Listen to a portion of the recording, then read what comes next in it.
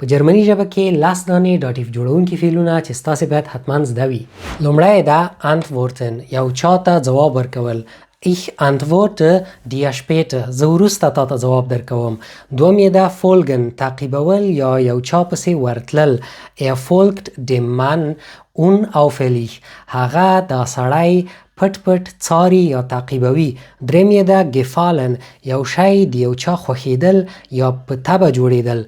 gefällt dir deine neue Wohnung، نوی اپارتمان دې په طبع جوړ ده یا خوښیږي دی.